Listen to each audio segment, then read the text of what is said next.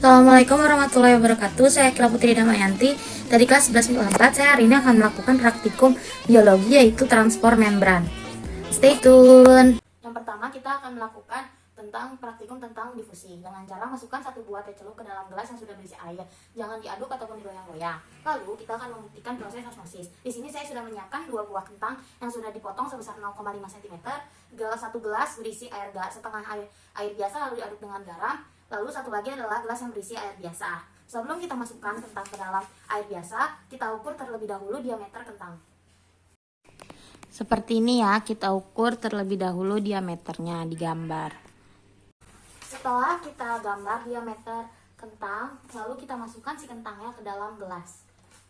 Yang satu dimasukkan ke dalam gelas yang berisi air garam, satu lagi dimasukkan gelas yang sudah berisi air biasa. Ini ya, nggak kelihatan. Ini yang air biasa.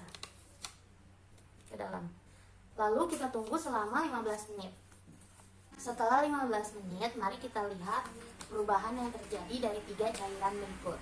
Yang pertama, teh yang dimasukkan ke dalam air biasa. Seperti yang dilihat, warna air berubah menjadi kecoklatan, yang berarti bahwa sel-sel dari teh ini pindah ke dalam air tersebut. Jadi, peristiwa difusi yang terjadi di sini adalah pindahnya larutan yang berkonsentrasi tinggi yaitu teh, sel-selnya bergerak kepada air yang yaitu larutan yang berkonsentrasi rendah. Jadi terjadi peristiwa difusi seperti ini.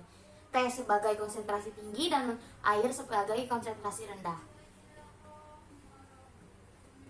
Berikutnya adalah kentang. Mari kita keluarkan dulu kentang yang sudah direndam selama 15 menit. Ini yang pertama di air garam. Kentang yang direndam di air garam jadi lentur.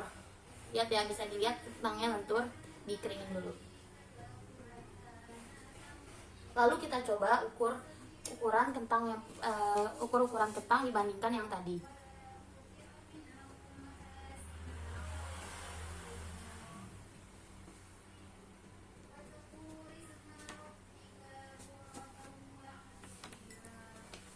Bisa dilihat di sini, ini untuk larutan yang pertama. Yang pertama, waktu kentangnya belum dimasukkan sebesar ini. Lalu setelah dimasukkan ke air garam, berubah menciut menjadi yang lingkaran kedua seperti ini. Lalu yang kedua, ada yang dimasukkan ke dalam air biasa. Kita keluarkan terlebih dahulu. Dikeringkan. Bisa dilihat kentang yang dimasukkan ke dalam air biasa menjadi kaku. Lalu kita coba ukur di lingkaran yang tadi dibandingkan.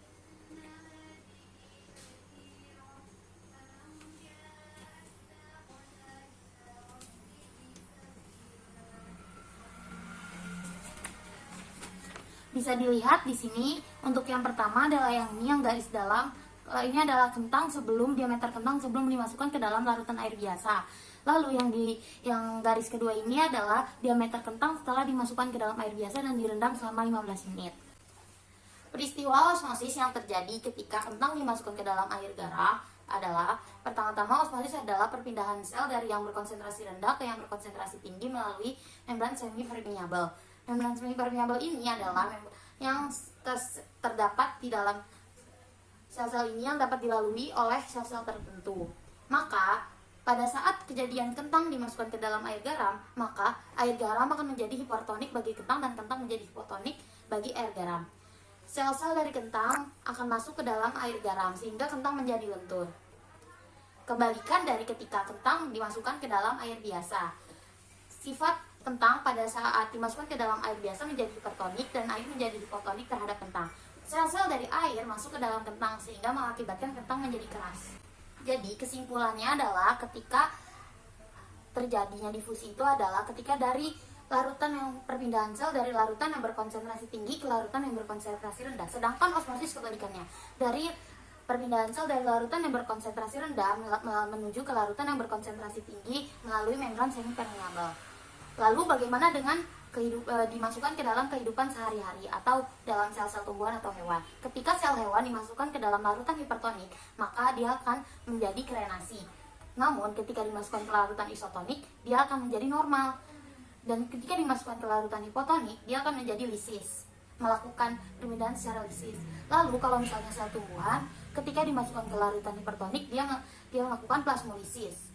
Ketika dimasukkan ke larutan isotonik, dia normal, dan ketika dimasukkan ke larutan hipotonik, dia menjadi turgid. Sekian dari saya. Wassalamualaikum warahmatullahi wabarakatuh.